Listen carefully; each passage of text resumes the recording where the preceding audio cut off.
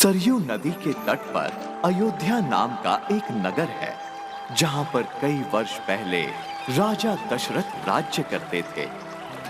राजा दशरथ अत्यंत योग्य शासक थे और इसी कारण अयोध्या एक सुखी एवं समृद्ध राज्य था।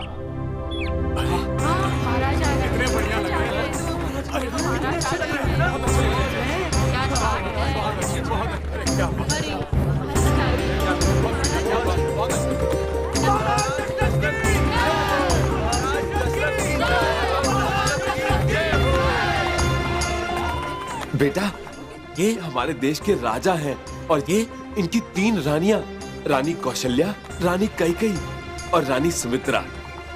पिताश्री, ये कहाँ वास करते हैं? राजा और उनकी 3 रानियां उस विशाल राजभवन में वास करते हैं। इस राजभवन में क्या कोई राजकुमार भी रहते हैं? नहीं पुत्र, राजा और रानी की कोई संतान नहीं है और इसी कारण ये इतने दुखी रहते हैं।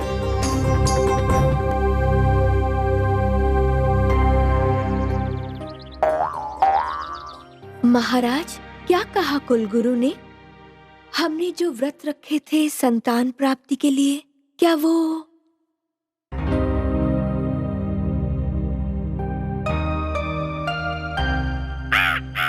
अगर राजा रानी की संतान नहीं हुई तो उनके बाद इस देश का उत्तरदायित्व कौन संभालेगा? और आजकल हर जगह राक्षसों का कितना आतंक छाया हुआ है।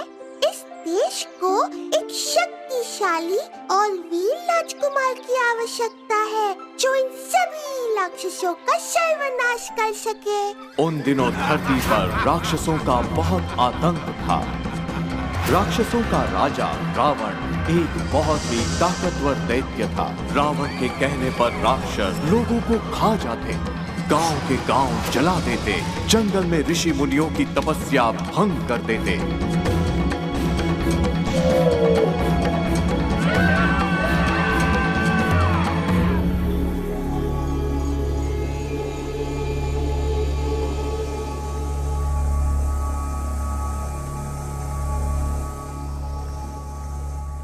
प्रणाम गुरुदेव। हे सच्चिदानंद, हे सृष्टि पालक, पापी रावण के अत्याचारों से पीड़ित होकर हम आपकी शरण में आए हैं। हमारी रक्षा कीजिए भगवान। पृथ्वी पर पाप की शक्तियां बढ़ रही हैं। राक्षसों का राजा रावण अपने अहंकार के मद में चूर चूर होकर तीनों लोग अपने पैरों तले रौंदने को तैयार हैं। देव, दानव, मनुष्य, किसी में इतना साहस नहीं कि उसका सामना करें। जब ऐसी विपदा आए तो धरती पर किसी अवतार का जन्म लेना आवश्यक हो जाता है। रावण ने जब शिव जी से वरदान मांगा था तो उसने मनुष्य एवं वानरों के हाथों न मारे जाने का वरदान नहीं मांगा। मैं मानव रूप में जन्म लेकर रावण का अहंकार भंग करूंगा। मैं अयोध्या नरेश दशरथ के घर जन्म लूंगा और धरती को असुरों के आतंक से मुक्ति दिलाऊंगा। नारद मुनि, आप धरती पर जाकर राजा दशरथ से कहिए कि अगर वो पुत्र कामेष्ठी यज्ञ करें तो उन्हें पुत्र प्राप्ति होगी। जैसा आप कहें भगवान। नारायण नारायण। राजा दशरथ को 4 पुत्र प्राप्त हुए। रानी कौशल्या ने राम को जन्म दिया, रानी कैकेयी ने भरत को एवं रानी सुमित्रा ने लक्ष्मण और शत्रुघ्न को।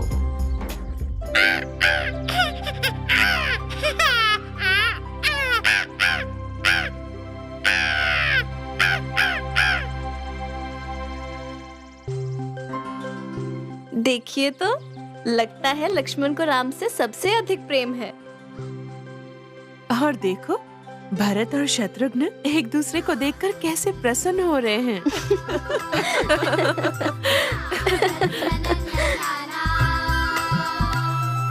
आज खुशी का अवसर आया है रघुवंश के द्वार जी, तीन बंधु के साथ राम जी दशरथ द्वार पधारे जी।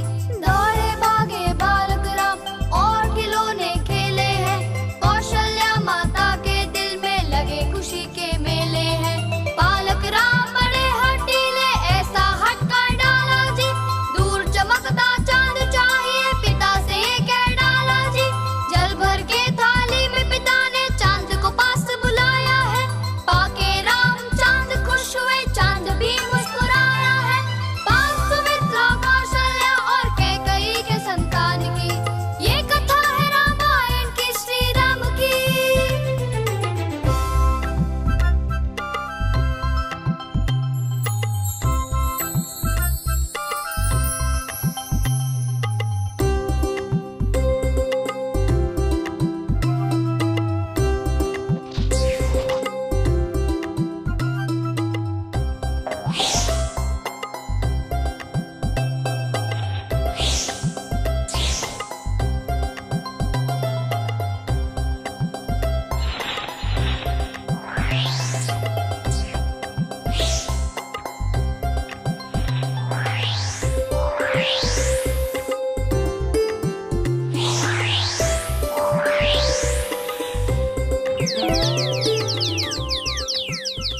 देखा मेरा निशाना कितना अचूक था। और मेरा भी। आहा, हमने 7 फल तोड़े, लेकिन लक्ष्मण तुम तो एक भी फल नहीं तोड़ पाए। तुम्हारा निशाना तो हर बार चूक जाता है।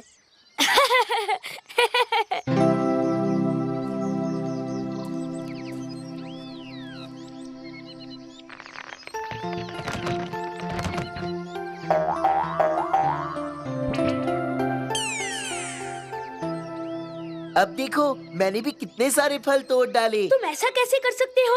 अब हम किस वस्तु पर निशाना लगाएंगे?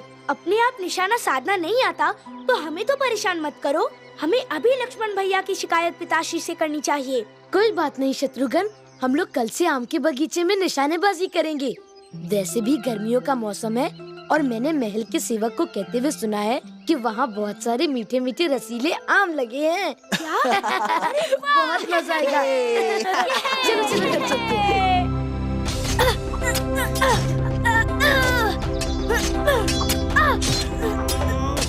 हमें भी तलवार चाहिए, हमें भी गदा चाहिए, हम भी करेंगे। ठीक है, हम कारीगर को कहलवाकर तुम लोगों के लिए छोटे छोटे शस्त्र बनवा देंगे।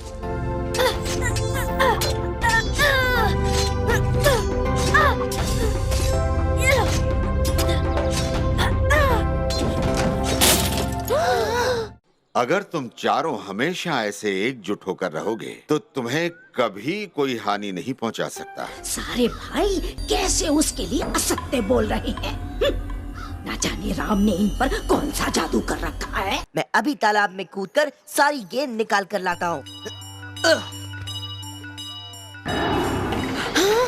लक्ष्मण, लक्ष्मण!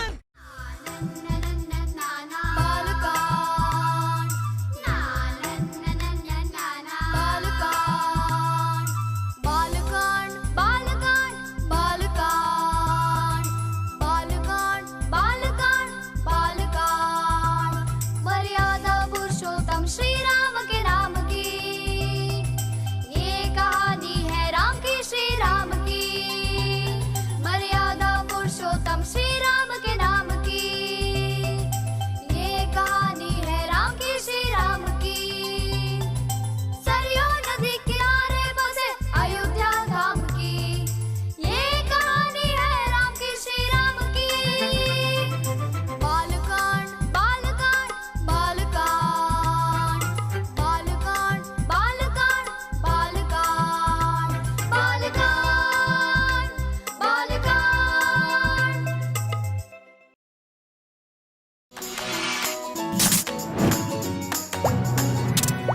कार्टून्स देखने के लिए धन्यवाद। नए एपिसोड्स देखने के लिए लाइक, शेयर और सब्सक्राइब कीजिए।